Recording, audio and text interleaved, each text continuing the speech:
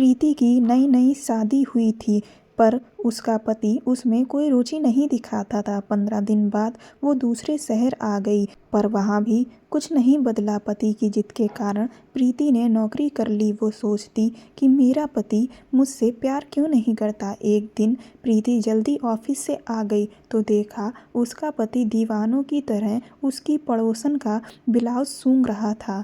और फिर उसने जो किया। प्रीति इंदौर में अपने पति के साथ रहती थी। उसका पति और वो दोनों ही प्राइवेट नौकरी करते थे। वो किराए के मकान में रहते थे। आज उसके हस्बैंड की ऑफिस से छुट्टी थी, इसीलिए वह घर पर ही था। प्रीति सुबह सुबह तैयार होकर ऑफिस के लिए निकल गई थी, लेकिन ऑफिस पहुंचकर उसे पता चला कि आज उसके बॉस का जन्मदिन है, जिसकी उन्होंने एक बहुत बड़ी पार्टी दी है और सभी ऑफिस के लोगों को इसमें इनवाइट किया है। इसीलिए उन्होंने सभी लोगों को ऑफिस से जल्दी घर जाने को कह दिया, ताकि वो सब अच्छे से तैयार होकर उनकी पार्टी में शामिल हो सकें। प्रीति खुशी खुशी अपने घर वापस आ गई। सोचा आज एक बड़े आदमी की पार्टी में शामिल होने का बड़ा अच्छा मौका मिलेगा। उसके कमरे की उसके पास एक्स्ट्रा चाबी होती थी, इसीलिए उसका दरवाज़ा खोलकर वो अंदर चली गई। अंदर जाकर देखा तो उसका पति रुपेश कहीं भी नजर नहीं आ रहा था। उसने कमरों में भी जाकर देखा तो वह कहीं नहीं था। उसे लगा कि हो सकता है यहीं कहीं आसपास किसी काम से गया हो, इसीलिए वो तैयार होने लगी। पार्टी के लिए उसने बहुत ही अच्छी स्टाइलिश ड्रेस पहनी। सोचा कि रुपेश को दिखाकर पूछती हूँ कि मैं कैसी लग रही हूँ, लेकिन जब वो बाहर निकल कर आई तो रुपेश अभी तक वापस नहीं आए थे। अब उसे थोड़ी सी फिक्र होने लगी कि अब तो काफ़ी देर हो गई, आखिर रुपेश कहाँ चला गया। उसने तुरंत ही उसे कॉल लगाया तो देखा कि उसका फ़ोन तो वह घर पर ही छोड़कर गया था। वो सोचने लगी कि रुपेश इतने लापरवाह तो नहीं है कि अगर वह कहीं बाहर जाएं तो अपना फ़ोन अपने साथ लेकर ना जाएं। फिर उसके दिमाग में आया कि हो सकता है वह छत पर गया हो, इसीलिए वो तुरंत ही छत की तरफ निकल गई। छत पर पहुंचने के बाद भी उसे कहीं भी रुपेश नज़र नहीं आ रहा था। वो वापस नीचे लौटने लगी, तभी उसे ऐसा लगा कि छत के पास वाली पड़ोसी की छत पर किनारे से जो कबाड़ का सामान रखा हुआ है उसके पीछे शायद कोई बैठा हुआ है, इसीलिए वो जिज्ञासावश उधर देखने के लिए चली गई। छत की बाउंड्री ज़्यादा ऊंची नहीं थी, जिसे प्रीति आसानी से फलांग गई। वो बहुत धीरे से गई, जिससे जो वहाँ छुपा है वो पहले ही भाग ना जाए। पर वहाँ पहुंचकर उसने जो देखा उसे देखकर उसके होश ही उड़ गए। वहाँ पर उसका पति रुपेश बैठा हुआ था, जो उसकी पड़ोसन का ब्लाउज हाथ में पकड़े सूंघ रहा था। ये देख उसे बहुत ही अजीब सा लगने लगा। वो उस ब्लाउज को ऐसे सूंघ रहा था जैसे वो ब्लाउज नहीं कोई बहुत खूबसूरत फूल हो और जिसकी खुशबू उन्हें दीवाना बना रही हो। उस वक्त वह उसे किसी पागल के जैसे लग रहा था। यह सब देखकर प्रीति को घबराहट सी होने लगी और वो रुपेश से बिना कुछ कहे दबे पांव धीरे से नीचे उतरकर कमरे में आ गई। छत पर उसने जो कुछ देखा था वह नज़ारा उसकी आंखों के सामने से जा ही नहीं रहा था। उसे बुरी तरह से बेचैनी हो रही थी। उसे कुछ भी समझ नहीं आ रहा था कि आखिर यह सब क्या था। रुपेश इस तरह का व्यवहार क्यों कर रहा था। वो अभी इसी सोच विचार में टहल ही रही थी कि तभी उसकी फ्रेंड का फ़ोन आ गया। उसने कहा कि वह उसका नीचे इंतज़ार कर रही है। प्रीति ने तुरंत ही सारे दरवाजे लॉक किए और नीचे उतरकर उसकी गाड़ी में बैठ गई। बॉस की पार्टी में जाने को लेकर वो बहुत ज़्यादा खुश थी, लेकिन अब सारी खुशी बेकार हो चुकी थी। उसके दिमाग में रुपेश की वही हरकत बार बार चल रही थी। वहाँ पार्टी में भी सब लोग बहुत अच्छे से एंजॉय कर रहे थे, लेकिन उसका मन वहाँ लग ही नहीं रहा था। रात तक वो जल्दी ही पार्टी से लौट कर आ गई। जब वो घर लौट कर आई तो रुपेश ने उसे देखकर कहा कि अरे तुम तो सुबह कोई दूसरे कपड़े पहनकर गई थी और अभी तुम दूसरे कपड़े पहने हुए हो। उसके मुंह से यह बात सुनकर प्रीति को ऐसा लगा जैसे वो किसी नींद से जागी हो। वो सोचने लगी कि अभी तो यह बिल्कुल किसी नॉर्मल इंसान के जैसे व्यवहार कर रहा है, लेकिन यह छत पर वह सब क्या कर रहा था जिससे यह किसी पागल की तरह लग रहा था। प्रीति ने कहा कि वह दरअसल आज उसे पार्टी में जाना था, इसीलिए वो घर आकर ड्रेस चेंज करके करके तुरंत ही जल्दी से चली गई। रुपेश ने कहा कि तुम घर आई थी, मुझे तो पता ही नहीं चला। तो प्रीति ने उसे बहाना बना दिया कि हाँ, वह मुझे लगा कि तुम कहीं किसी काम से गए होगे, इसीलिए मैं जल्दी ही तैयार होकर चली गई थी। उसके बाद वो सोने के लिए लेट गए। दरअसल रुपेश से उसकी शादी को अभी सिर्फ 2 महीने ही बीते थे। उसे आज भी याद है जब 2 महीने पहले उसके घर पर पापा के एक बहुत अच्छे दोस्त उसका रिश्ता लेकर आए हुए थे। रुपेश की तस्वीर देखकर प्रीति के मम्मी पापा बहुत ही खुश हो गए थे। उन्हें लड़का पहली नज़र में ही पसंद आ गया था। उन्हें क्या, प्रीति को भी रुपेश पहली नज़र में ही पसंद आ गया था। घर परिवार तो सब कुछ उसके पापा को अच्छा ही लगा, इसीलिए जल्दी से उन्होंने सारी फॉर्मेलिटी पूरी करके उनका रिश्ता पक्का कर दिया। उस वक्त भी रुपेश इंदौर में ही जॉब कर रहा था और उसके जॉब करने से भी रुपेश और उसके घर वालों को कोई भी दिक्कत नहीं थी। यह उसके लिए सबसे ज़्यादा खुशी की वजह थी। शादी के बाद वो बहुत ही खुशी खुशी विदा होकर अपने ससुराल पहुंच गई। शादी की पहली रात जब रुपेश कमरे में आए तो कहने लगे कि वो बहुत थक गए हैं, इसीलिए आराम करना चाहते हैं। प्रीति को भी उनकी इस बात से कोई ऐतराज़ नहीं था, क्योंकि उस दिन वो खुद भी बहुत ज़्यादा थक चुकी थी और उसे इस बात की खुशी हुई कि उसका पति इतना समझदार है जो किसी भी चीज़ के लिए बुरी तरह से व्याकुल नहीं है। लेकिन उसके बाद से उसने एक चीज़ नोटिस की थी कि रुपेश उसमें उस तरह का इंटरेस्ट नहीं दिखाते थे जैसा कि उसने दूसरों के पतियों को दिखाते देखा था। हालांकि यह बात उसे अच्छे से पता थी कि जब शादी के कुछ साल बीत जाते हैं तो पतियों का इंटरेस्ट अपनी पत्नी में कम हो जाता है। लेकिन उनकी तो अभी बिल्कुल नई नई ही शादी हुई थी, लेकिन उसके बावजूद भी रुपेश उसमें कोई भी खास रुचि नहीं दिखाते थे। पहले तो उसे यह लगा कि शायद रुपेश थोड़े शर्मीले स्वभाव के हैं, लेकिन रुपेश को तो वो उसके अलावा और लोगों से खूब हंसी मजाक करते देखती थी। यहाँ तक कि उसके घर पर जो बर्तन धोने वाली आंटी आती थी उससे भी रुपेश खूब हंसी मजाक करते थे। उसे समझ नहीं आता था कि रुपेश उससे इतना कटे कटे क्यों रहते हैं। धीरे धीरे प्रीति ने ही उनके करीब आने की कोशिश की, लेकिन हर बार रुपेश कोई ना कोई बहाना बना देते थे। फिर उसे लगा कि हो सकता है कि अभी हम फैमिली के साथ रह रहे हैं तो इस वजह से वो इस तरह का बिहेवियर कर रहे हैं। जब शादी के करीब 15 दिन के बाद वो रुपेश के साथ इंदौर आने की तैयारी करने लगी तो प्रीति बहुत ज़्यादा खुश थी, क्योंकि उसे लगा कि वहाँ पर तो वो दोनों ही अकेले होंगे, इसीलिए उन्हें अच्छे से प्राइवेसी भी मिल जाएगी और हो सकता वहाँ रुपेश उसके साथ बिल्कुल उसी तरह से रहे जैसे एक पति अपनी पत्नी के साथ रहता है। जब वो इंदौर आई तो देखा कि रुपेश ने काफ़ी अच्छा घर किराए पर ले रखा था। उसके पास वाले घर में एक औरत अपने पति और एक बेटी के साथ रहती थी। उनके पति फौज में थे, इसीलिए वह उनके साथ बहुत ज़्यादा नहीं रह पाते थे। उनकी अलग अलग जगह पर पोस्टिंग होती रहती थी, लेकिन उन्होंने अपना एक स्थायी मकान यहाँ इंदौर में ही बनवा लिया था ताकि पति के रिटायरमेंट के बाद वह लोग यहीं पर आराम से रह सकें। उस औरत की बेटी ने अभी अभी कॉलेज जाना शुरू किया था। वो बेटी 18 साल के आसपास होगी, लेकिन उस औरत ने खुद को इतना अच्छे से मेंटेन कर रखा था कि वह कहीं से भी देखने में 18 साल की लड़की की मां नहीं लगती थी। वो बहुत खूबसूरत थी। यह सब बातें रुपेश ने प्रीति को रास्ते में बताई थी। प्रीति ने उससे पूछा कि वहाँ के बारे में कुछ बताओ, पर जब रुपेश ने पड़ोसी की औरत के बारे में इतना सब कुछ बताया तो उसे थोड़ी हैरत हुई कि इसे इतना सब कुछ मालूम उसके बारे में। फिर प्रीति ने सोचा कि शायद रुपेश वहाँ अकेला रहता है तो ज़रूरत पर पड़ोसी ही काम आते हैं, तभी अच्छा व्यवहार बना रखा होगा।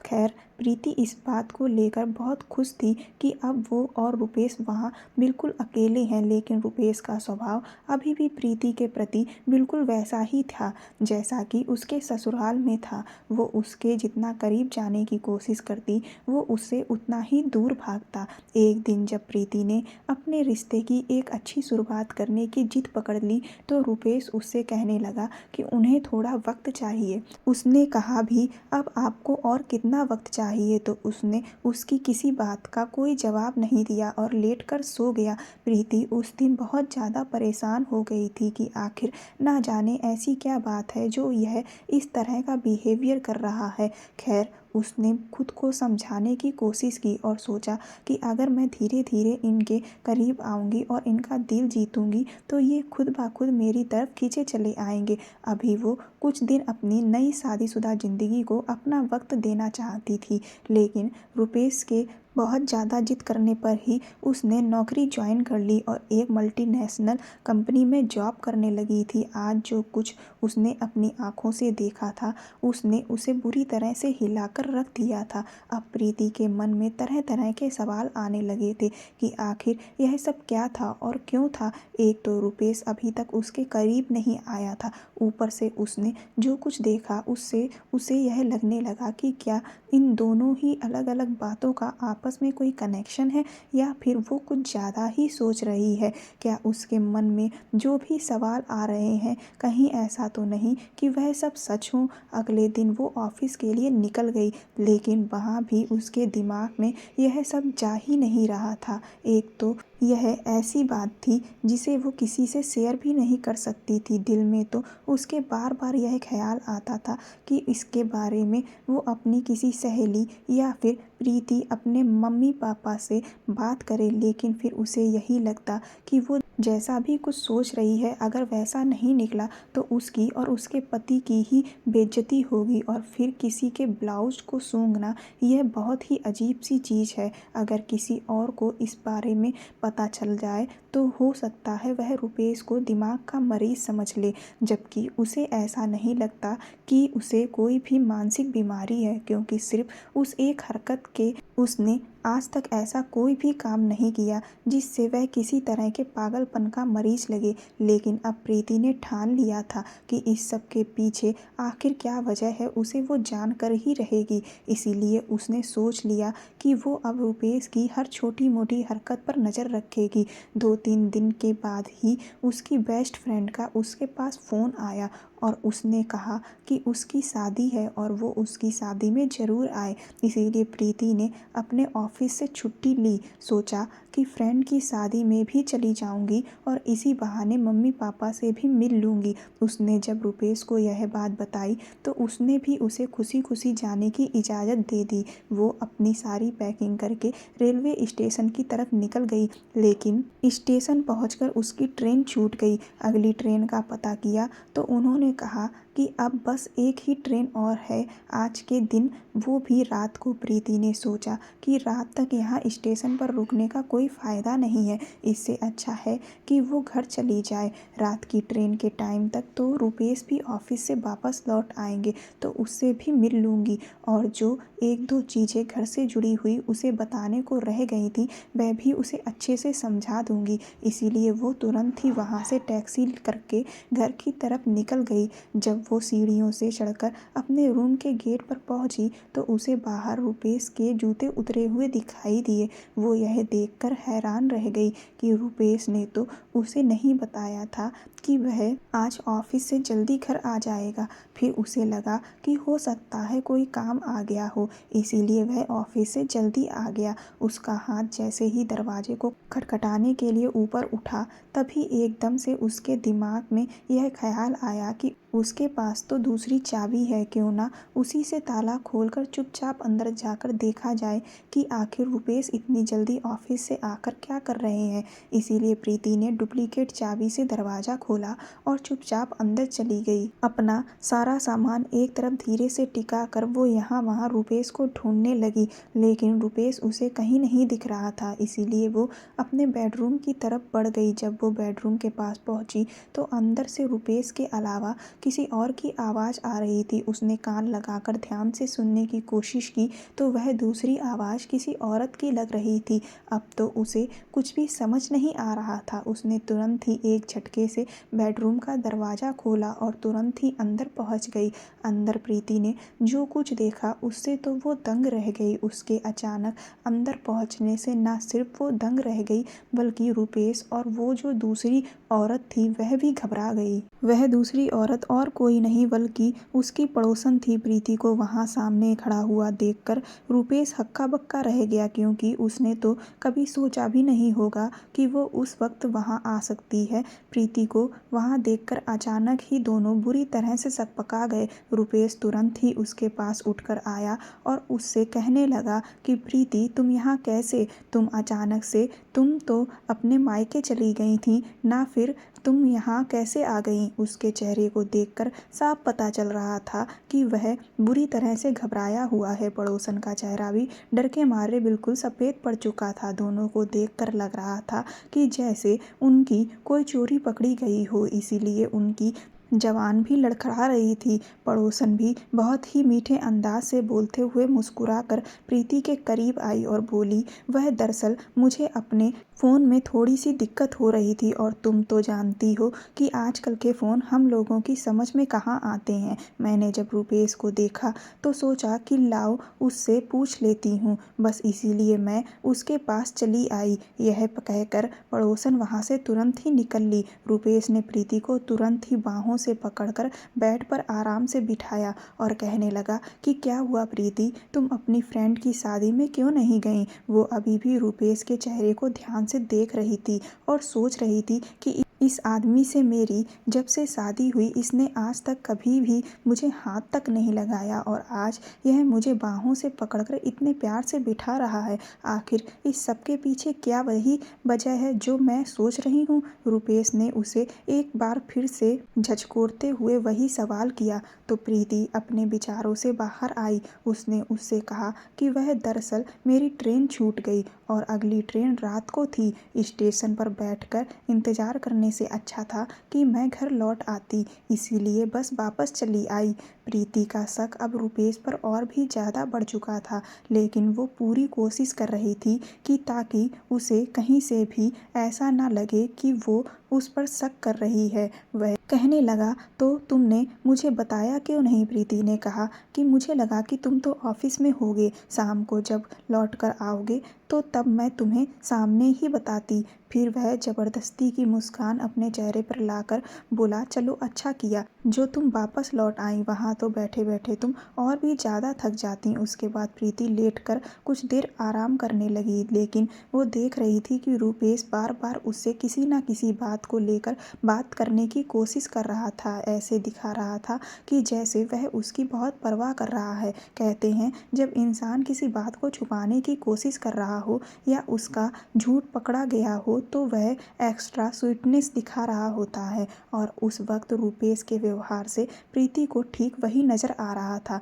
लेकिन उसके पास फिलहाल कोई ऐसा ठोस सबूत नहीं था जिसके बिना पर वो उससे कुछ कह पाती, इसीलिए वो उस वक्त चुप रही। अगले दिन वो अपने मायके पहुंच चुकी थी। प्रीति अपने मम्मी पापा से मिलकर बहुत खुश थी। वह दोनों प्रीति से पूछने लगे कि वो अपनी शादीशुदा ज़िंदगी में रूपेश के साथ खुश तो है। उनकी यह बात सुनकर उसका दिल तो किया कि जो भी सब चल रहा है वो उन्हें बता दे, लेकिन फिर यही सोचा कि अभी उसे किसी भी बात के बारे में ठीक से कुछ भी नहीं पता है, और फिर वो यह सब बात करके उन्हें परेशान नहीं करना चाहती थी। इसीलिए उसने उनसे झूठ कह दिया कि हाँ, मैं रूपेश के साथ बहुत खुश हूँ। 3 दिन के बाद अपनी फ्रेंड की शादी को अटेंड करके वो वापस इंदौर आ गई। उसके वापस आने के बाद अब रूपेश का बिहेवियर बिल्कुल वैसा ही था जैसा कि शादी के बाद से हमेशा रहा। उस दिन की जो स्वीटनेस थी वह अब उसे कहीं भी दिखाई नहीं दे रही थी। वह अब एक बार फिर से उसे कटा कटा सा रहने लगा था, और पड़ोसन भी उसे देखकर अजीब सी घबराई हुई सी रहती थी। अपने दिमाग में चल रहे सवालों से अब वो बहुत ज़्यादा तंग आ चुकी थी, इसलिए उसने फैसला कर लिया था कि आखिर इस सब के पीछे जो भी सच्चाई है वह उसे अब जल्द से जल्द जाननी है। इसीलिए अगले दिन जब वो ऑफिस पहुंची तो उसने रूपेश को फ़ोन करके कहा कि मैं ऑफिस के काम से 2 दिनों के लिए मुंबई जा रही हूँ, तुम अपना और घर का ध्यान रखना। इसके बाद वो रूम पर गई और अपना छोटा सा बैग पैक करके वहाँ से बाहर निकल गई। उसने इस चीज़ का खास ध्यान रखा कि पड़ोसन उसे वहाँ से बाहर जाते हुए ज़रूर देखे। बाहर आकर वो उस घर के पास के ही एक रेस्टोरेंट में जाकर बैठ गई। उसे पता था कि शाम के वक्त पड़ोसन टहलने के लिए जाती है और बस उसे अब उस वक्त का ही इंतजार था। जब उसने पड़ोसन को रोड से निकलते हुए देखा तो वो तुरंत ही तेज कदमों से वापस घर पहुंच गई और डुप्लीकेट चाबी से दरवाज़ा खोलकर अंदर गई। उसने सबसे पहले अपनी सैंडल को छुपाया और उस बैग को भी अलमारी में कपड़ों के पीछे दबा दिया। उसने सब कुछ बिल्कुल वैसा करने की कोशिश की जिससे रुपेश जब रात में लौट कर आए तो उसे ऐसा लगे कि वो अपना कुछ सामान लेकर यहाँ से जा चुकी है। उसके बाद जैसे ही रुपेश के लौटने का वक्त हुआ वो बेड के नीचे जाकर लेट गई। रुपेश के घर लौटने के 2 घंटे बाद तक तो बिल्कुल सब कुछ नॉर्मल था। वह आराम से अपना खाना पीना खा रहा था, कभी टीवी देखता तो कभी अपने किसी दोस्त से फ़ोन पर बातें करता। बेड के नीचे लेटे लेटे प्रीति बुरी तरह से थकी जा रही थी। उसे लगने लगा कि शायद उसने रुपेश पर शक करके गलती कर दी। अगर उसे गलती से भी पता चल गया कि वो यहाँ बेड के नीचे छुपी हुई उस पर नज़र रख रही है तो वह ना जाने क्या करेगा। उसने सोचा अभी रात तो हो ही चुकी है, कुछ ही देर में जब रुपेश गहरी नींद में सो जाएगा तो मैं धीरे से निकलकर बाहर चली जाऊंगी और आज रात अपनी फ्रेंड के यहाँ पर जाकर रुक जाऊंगी। अभी प्रीति यह सब सोच ही रही थी कि तभी रुपेश ने कमरे की लाइट को बंद कर दिया। प्रीति ने भी चैन की सांस ली कि शुक्र है रुपेश आज जल्दी लेटने जा रहे हैं। लेकिन तभी कमरे में हल्की सी रोशनी हुई। उसे लगा कि शायद उसने फ़ोन की लाइट जलाई है, लेकिन वह रोशनी थोड़ी अजीब सी थी। उसे समझ में नहीं आ रहा था कि आखिर वह कर क्या रहा है। और फिर थोड़ी देर में वह रोशनी थोड़ा सा और बढ़ी। प्रीति ने खतरा मोल लेते हुए बेड के नीचे से हल्का झाँक कर देखा तो रुपेश मोमबत्तियाँ जला रहा था। उसके बाद उसने रूम फ्रेशनर को बहुत अच्छे से छिड़का। प्रीति को बहुत हैरानी हो रही थी कि रुपेश आखिर यह सब क्यों कर रहा है। तभी जमीन पर कई सारी गुलाब की पंखुड़ियाँ नीचे गिरी जिससे उसे यह समझ आ गया कि रुपेश ने बिस्तर पर गुलाब की पंखुड़ियों को भी बिखेरा है।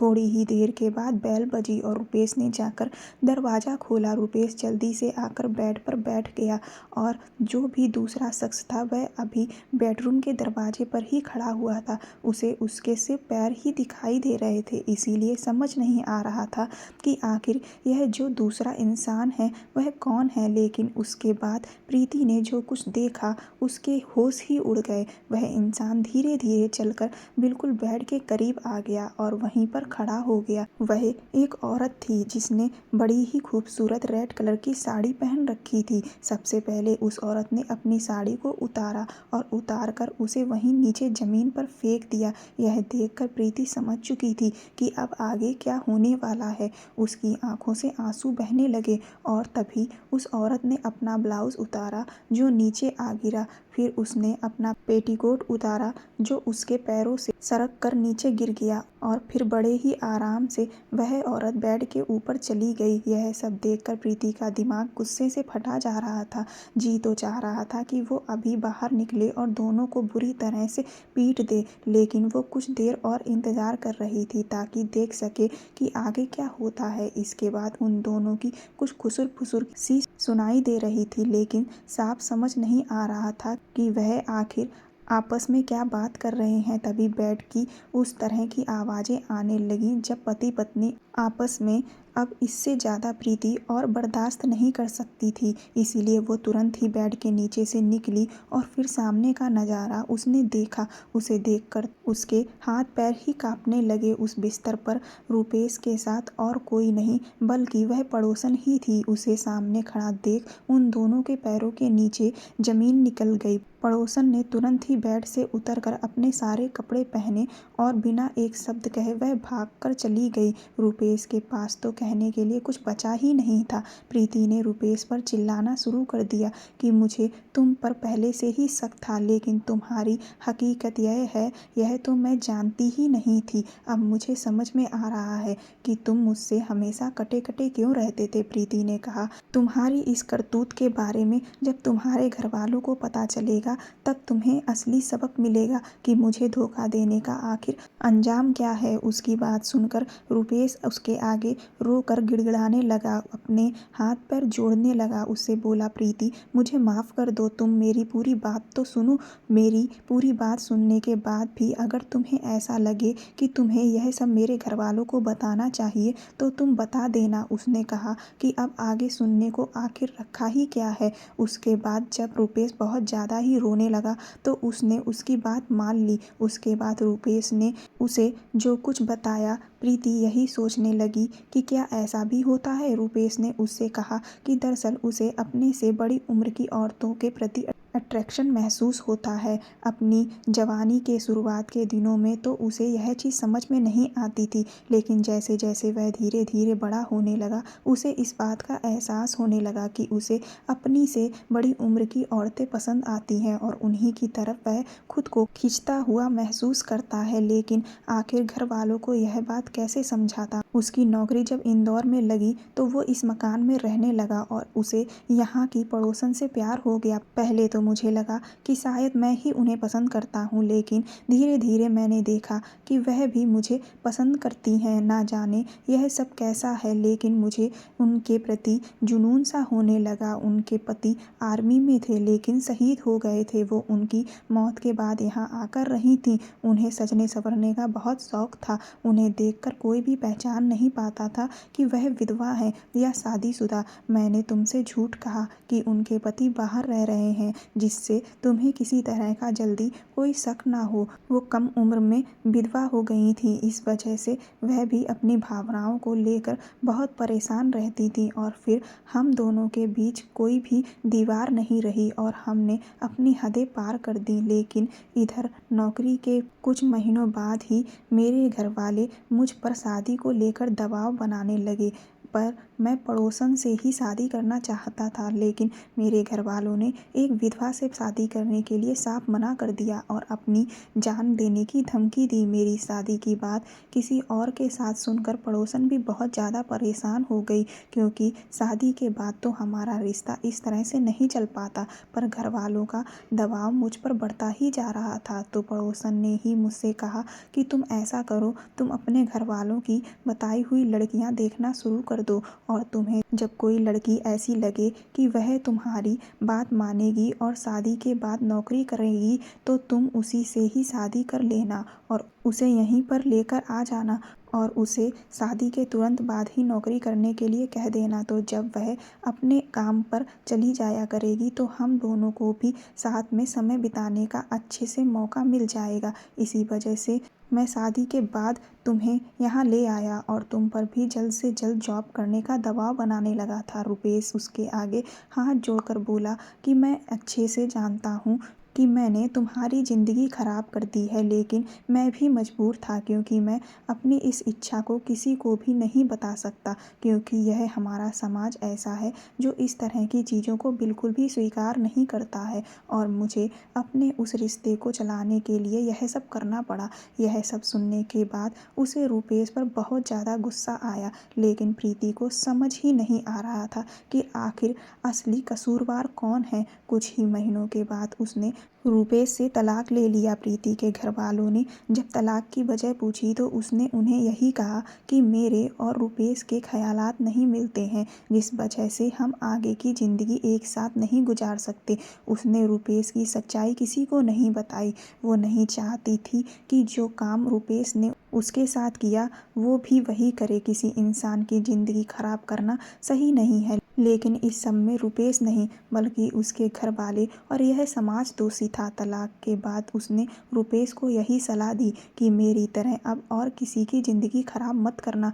अगर तुम्हें अपने से बड़ी उम्र की औरतें ही पसंद हैं तो फिर जिससे भी प्यार हो उसके लिए स्टैंड लो। तुम तो आदमी हो। हमारा समाज अक्सर अपने घर के लड़कों के आगे झुक जाता है। अगर कोई लड़की ऐसा करती तो समझ सकते हैं कि वह डर गई होगी, क्योंकि घर वाले और समाज अक्सर उसे ज़्यादा वैल्यू नहीं देते। लेकिन तुम तो अपने हक के लिए लड़ सकते थे, डटकर अपनी बात कह सकते थे। अगर वो तुम्हें इमोशनल ब्लैकमेल करते हैं तो तुम भी उन्हें इमोशनल ब्लैकमेल करो और अपनी ज़िंदगी अपने हिसाब से जियो। दोस्तों, हमारे घर वालों को और इस समाज को यह समझना पड़ेगा कि शादी के लिए किसी पर ज़बरदस्ती का दबाव ना बनाएं। जो व्यक्ति जिसे पसंद करता है उसे उसी से शादी करने दें, और अगर कोई व्यक्ति शादी नहीं करना चाहता है तो उसके साथ ज़बरदस्ती ना करें, क्योंकि ऐसा करने से उसके साथ साथ दूसरे इंसान की भी ज़िंदगी खराब हो जाती है और वह लोग काफ़ी समस्याओं का सामना करते हैं। अगर आपको कहानी पसंद आई हो तो मेरे चैनल को सब्सक्राइब कर दें, वीडियो को लाइक कर दें। धन्यवाद।